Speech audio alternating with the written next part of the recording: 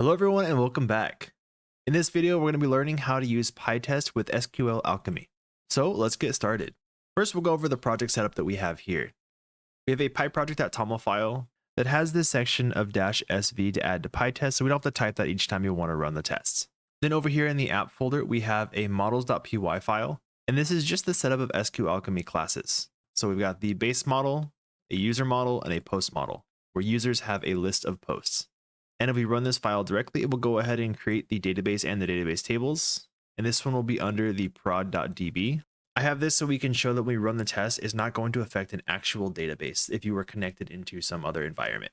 And then we have a crud.py file. And here, this is where I'm putting all the logic for interacting with our database. We have two functions in here just to demonstrate how this is going to work.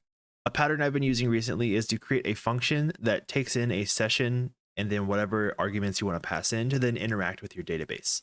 This makes it really easy to switch between what kind of database you want to interact with. So if you want to interact with a test database versus a production database or a dev database, it makes it really easy just by passing the different session. But in here, we've got a function to create a user, passing in the session and the username. If the user already exists, we will go and just return that user. If not, we'll go ahead and create the user, add it, commit it, refresh so the ID updates, and then return that user. And down here, we have a function add post where we just pass the session again, a user ID, and then post content. Then we'll go ahead and create that post, linking it to the user and adding the content, add it to the session, commit it, refresh it, return it. And then in the test folder, we have an __init__.py, a conftest.py, and the testuser.py.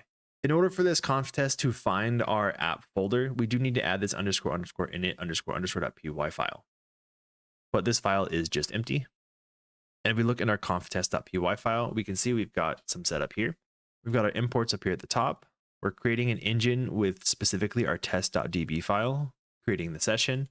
And then in this fixture, we are scoping it to a function. So this will be the same if we just leave this like this, or we're calling it db session. Then we go ahead and create the database tables, start a session, yield it, so that way we can use it in our test. And then after the test is done, we will close the session and then drop all the tables.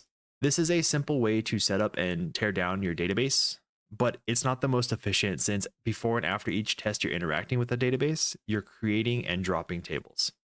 This can get slow if you've got hundreds or thousands of tests. Another way we can do this, it'll be a bit faster, is we can do something like this. We can go ahead and start a connection with engine.connect. Then we'll go ahead and start a transaction, and this will record all of the add, update, commit, and deletes that we do throughout the test session. Then we'll go ahead and start a session, yield it back so we can go ahead and use it. Then after we're done running the test, we'll go ahead and close the session, roll back everything that happened in this transaction, and then close the connection. This will make setting up and tearing down between tests a lot faster. And one thing I forgot to mention was we do still need to create and drop the database tables. But in this case, instead of doing it for every function, we're going to do it at the start and the end of the session. So we have that Pytest fixture with scope of session, auto use to true, so we don't have to specifically declare it somewhere. We'll go ahead and create all the database tables, binding it to our engine, yielding until our session is done, and then drop all the tables. Then we'll go take a look at our testusers.py file. Then we've got our imports up here at the top. And in this file, I'm creating a fixture to go ahead and create a user. So in this case, we're calling it user1, passing in the db session. So we can go ahead and call in our create user. If we control click this or command click on Mac, it takes us back to this function here. So we're passing in the session and then a username, so in this case, Zek. We will assert each time we use this, the user is not none, and go ahead and return the user. We'll take a look at this first test. We're test adding a user to the database, passing in the db session. We will first make sure that our database doesn't have any users at all. Then we'll go ahead and create a user and assert that the username is equal to Zek as we want it. Then we will go ahead and create a new query on the database to be sure we are getting this specific user and just asserting that it's equal to the user we got from this create user. Next, we'll take a look at this test add post function. This one is passing in the session as well, and we're using the user1 fixture we declared above. So we're going to go ahead and assert that this user has no posts.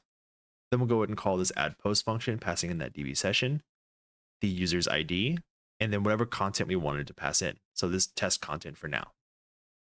Then we'll go ahead and make sure this post is not none, meaning that this did successfully add to the database.